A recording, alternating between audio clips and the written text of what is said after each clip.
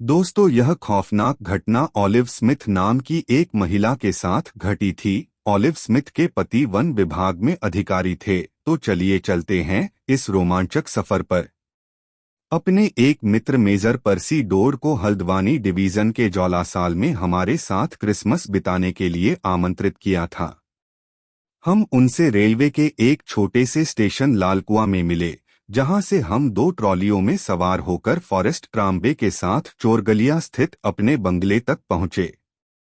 Tramway जंगल से होकर गुजरता है, जहां तरह तरह के जंगली जानवर रहते हैं, जैसे हाथी, बाघ, तेंदुए और कई प्रजातियों के हिरण, जिन्हें कभी कभी लाइन से देखा जा सकता है। लेकिन उस दिन हमें लंगूरों और तरह तरह के पक्षियों के अलावा कुछ न देखकर निराशा हुई।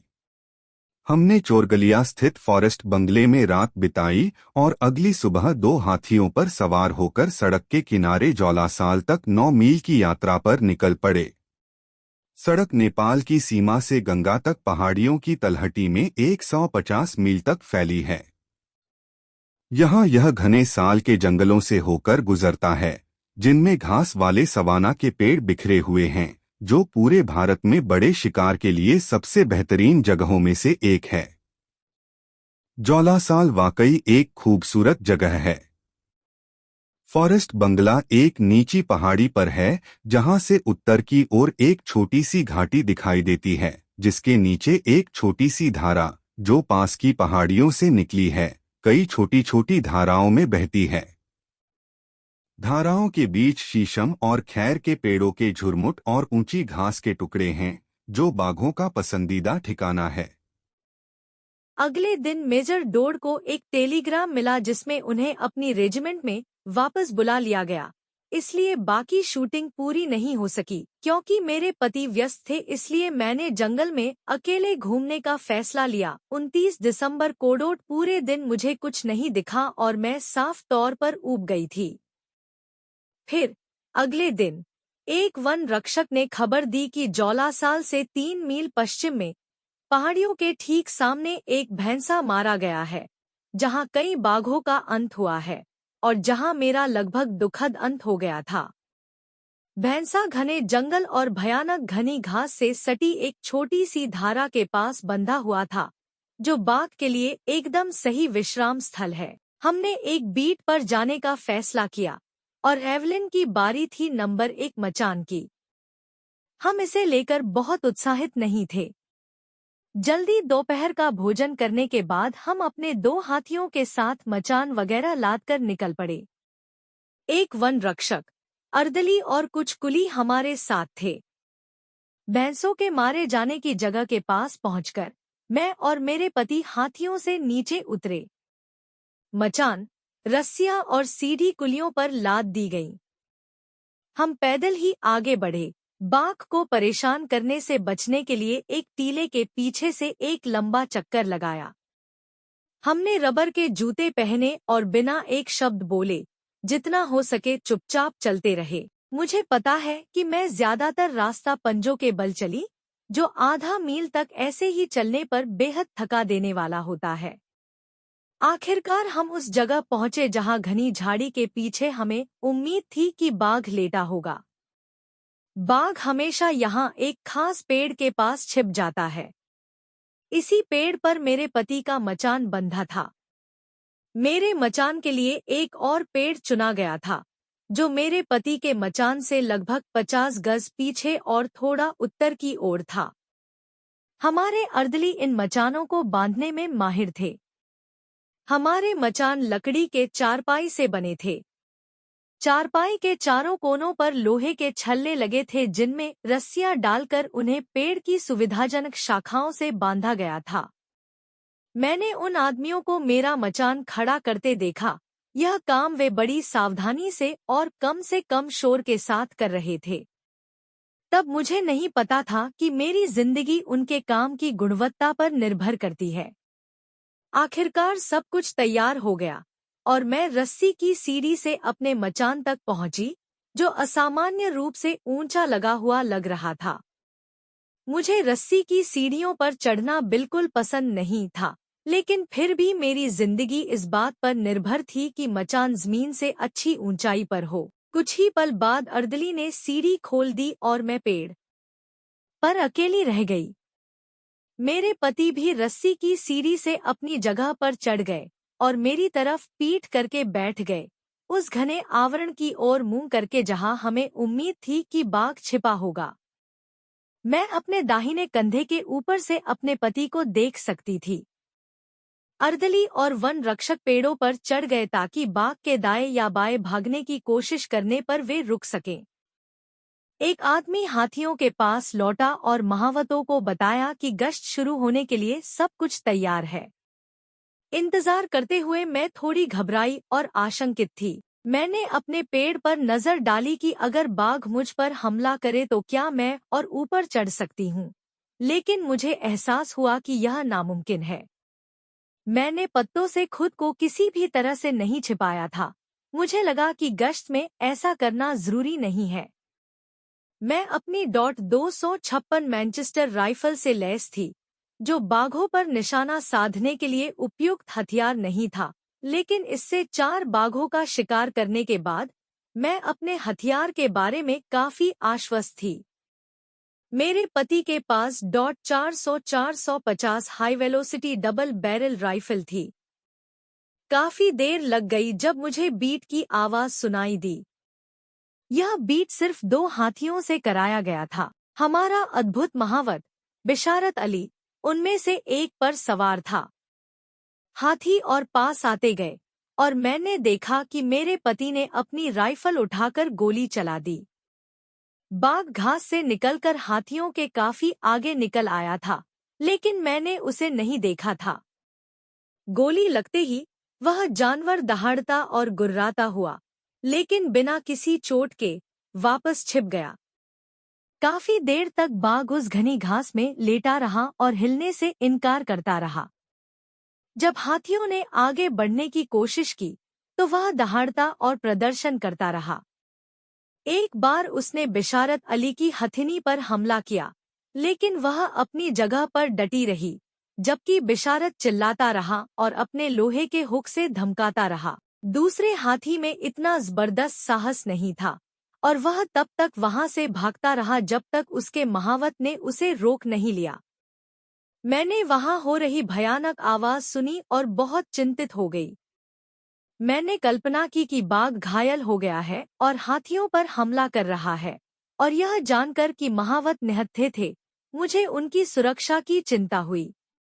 बाघ को घास से बाहर निकालने के लिए बिशारत अली ने अपने हाथी को सीधे एक छोटे से पेड़ पर फेंक दिया, जो टूटकर लगभग बाघ के ऊपर गिर गया। क्रोधित जानवर तेजी से आगे बढ़ता और जोर से दहाड़ता हुआ मेरे पति के पेड़ की ओर लपका। मैंने देखा कि मेरे पति ने अपनी राइफल उठाई और गोली चला दी, और फिर बाघ उत्तर पूर्व दिशा में सरपट भाग गया। मुझे नहीं पता था कि बाघ को गोली लगी है या नहीं, क्योंकि बाघ अक्सर घातक रूप से घायल होने पर ऐसे ही भाग जाते हैं। मैंने जल्दी से निशाना साधा और गोली चला दी। तभी मैंने देखा कि एक बहुत बड़े साइज का बाघ जमीन पर लौटने लगा। मेरा दिल जोर जोर से धड़कने लगा। मैंने सोचा कि उसे एक ही गोली से खत्म कर दूं, और उसकी गर्दन पर सावधानी से निशाना साधकर फिर से गोली चला दी। बाघ इधर-उधर उछल रहा था, और इन परिस्थितियों में गर्दन वाकई एक बुरा निशाना होती है। मेरा निशाना मेरे फैसले जितना ही बुरा साबित हुआ, और मैं उसे पूरी तरह से चूक गया। फिर मैंने देखा कि बाघ अपने अगले पैरों पर खड़ा हुआ, मुड़ा और सीधे मेरी तरफ देखने लगा। अगले ही पल वह भयानक दहाड़ते हुए मेरे पेड़ पर झपटा। मुझे लगा कि वह तेजी से आगे निकल रहा होगा, लेकिन मुझे यह जानकर बहुत डर लगा कि वह बिल्ली की तरह पेड़ पर चढ़ रहा था। मैं घबराकर मचान पर खड़ी हो गई, जो पेड़ के तने से लटकी हुई थी। ऐसा करते हुए मैंने अपनी राइफल का बोल्ट खींचा और अपनी 5 कारतूसों वाली क्लिप का तीसरा कारतूस छेद में डाल दिया। बाघ लगभग तुरंत ही मचान के पास पहुंचा और राइफल के अगले हिस्से को अपने दांतों में जकड़ लिया। अगर मैं खड़ी न होती तो वह मुझे पैरों से पकड़ लेता। उसका एक पंजा मचान के दाहिनी ओर और दूसरा बाएं ओर था, जिससे मेरे पीछे खड़े होने के लिए बहुत कम जगह बची थी। मैं बहुत ज्यादा घबरा गई, लगता था कि मेरा दिल सीने से बाहर निकलने वाला है। बाघ जोर जोर से दाहद रहा था। मैंने सोचा कि अगर मैं अपनी राइफल उसके मुंह में डालकर गोली चला दूं, तो वह जानवर तुरंत मर जाएगा। उसका मुंह खुला था, इसलिए मैंने राइफल उसके अगले नुकीले दांतों के बीच घुसा दी और ट्रिगर दबा दिया, और दबाती रही लेकिन कुछ नहीं हुआ। राइफल मिसफायर कर गई। मुझे ऐसा लगा जैसे मैं कोई बुरा सपना देख रही हूँ। मैं ऐसी विकट स्थिति का सामना कैसे कर सकती हूँ? मेरी राइफल का एक सिरा बाघ के पास था और दूसरा मेरे पास। बैरल उसके दांतों के बीच टकरा रहा था, और जैसे ही वह दहाड़ा, खून मेरे ऊपर फैल गया। शायद मैं खराब कारतूस निकालकर दूसरा कारतूस भर सकती थी, लेकिन राइफल के हिलने डुलने से यह आसान नहीं होता। बेशक क्लिप उछलकर बाहर आ जाती, जैसा कि उसकी आदत थी। खैर, मैं अब तक इतना उलझन में थी कि दूसरा कारतूस भरने की सोच भी नहीं सकता थी। मैं बस यही सोच रही थी कि अगर हो सके तो बाघ के मुंह से बैरल निकालकर उसके सिर पर डंडे से वार कर दूं। मैं ऐसा करने ही वाली थी कि बाघ का पंजा, जिससे वह मचान के दाहिनी ओर इतनी देर से खुरच रहा था, रस्सी की सीट से बाहर आ गया और उसमें एक बड़ा सा छेद कर दिया। अगले ही पल उस जानवर ने मेरे पैरों को पकड़ने की कोशिश करी। उसके पंजों से बचने के लिए मैं जल्दी से पीछे हट गई। इस दुविधा में यह बिल्कुल भूल गई कि मैं एक पेड़ पर हूँ। घबराहट और दहशत के कारण मैं मचान से नीचे गिर पड़ी। ऐसा करते हुए मुझे लगा कि मैं सीधे बाघ के मुंह में जा रही हूँ। अब तक मैं इतना डर गई थी कि शायद बेहोश हो गई थी। मुझे अपने गिरने का कुछ भी याद नहीं। मेरे शरीर पर कोई चोट भी नहीं आई थी, बस मेरी बाईं कलाई में मोच आ गई थी, जिसका इस्तेमाल मैंने जमीन पर गिरते समय खुद को बचाने के लिए किया होगा। अगली बात जो मुझे याद है, वह है एक गिरे हुए पेड़ से टकराने पर होश में आना। मुझे लगता है कि जमीन पर पहुंचते ही मैंने खुद को सीधा किया होगा और बिल्कुल बेहोशी में, सौभाग्य से सही दिशा में भागा होगा। मुझे ऐसा लगा जैसे बाघ मेरे पीछे भाग रहा है, पर ऐसा नहीं था। फिर मैं पूरी ताकत से अपने पति की मचान की तरफ भागी। मैंने ऊपर देखा और देखा कि वे मुझे घूर रहे थे और उनकी आंखें बाहर निकल रही थी। मैंने उनके मुंह से आवाज सुनी, लेकिन मुझे कोई आवाज सुनाई नहीं दी। अब मुझे फिर से पीछे जाना होगा और बताना होगा कि इस दौरान मेरे पति क्या कर रहे थे। अपने इस दुःस्वप्न जैसे साहसिक कार्य के दौरान मैं पूरी तरह भूल ही गई थी कि वे मेरे आसपास भी हैं। जब उन्होंने बाघ पर दूसरी गोली चलाई और वह मेरी ओर सरपट भागा, तो वे जल्दी से अपने मचान में मुड़ गए, और ऐसा करते हुए उन्होंने मचान से अपने सारे अतिरिक्त कारतूस जमीन पर गिरा दिए। उनकी राइफल में सिर्फ एक कारतूस बचा था और एक जेब में। उन्होंने मुझे गोली चलाते देखा था और बाघ को गिरते देखकर अच्छा निशाना चिल्लाए थे। उन्होंने मुझे दूसरी गोली चलाते देखा था, और फिर उनके डर और विस्मय में बाघ मुझ पर टूट पड़ा। जब उन्होंने उस जानवर को मेरे पेड़ पर चढ़ते देखा तो उन्हें अपनी आंखों पर यकीन ही नहीं हुआ। बेशक उन्हें एहसास हुआ कि उन्हें तुरंत कुछ करना होगा, और उन्होंने बाघ पर तब गोली चलाई जब वह पेड़ पर आधा चढ़ चुका था। उसकी गोली बाघ को लगी थी, लेकिन उसे कोई गंभीर चोट नहीं आई थी। इसके अलावा उन्हें यह भी डर सता रहा था कि कहीं गोली मुझे न लग जाए। फिर उन्होंने अपनी आखिरी गोली फिर से चलाई, यह पूरी तरह समझते हुए कि मेरी जान उनकी गोली पर निर्भर है।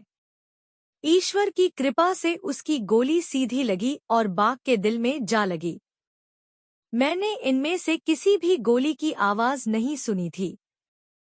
मेरे पति ने मुझे बताया कि आखिरी गोली चलाने से ठीक पहले उन्होंने मुझे पेड़ से सिर के बल गिरते देखा, और बाद में बाघ लगभग मेरे ऊपर गिर गया।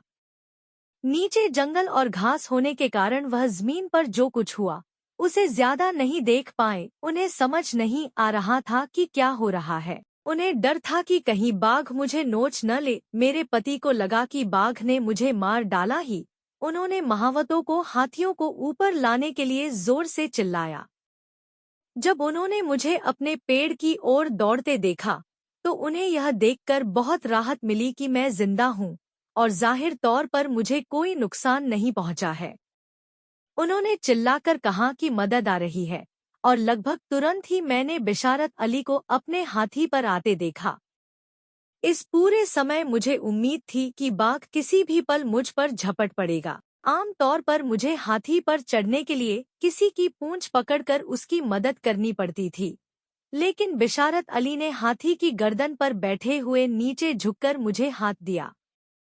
मैंने अपना पैर हाथी के घुटने पर रखा और महावत ने मुझे सूंड से ऊपर खींच लिया।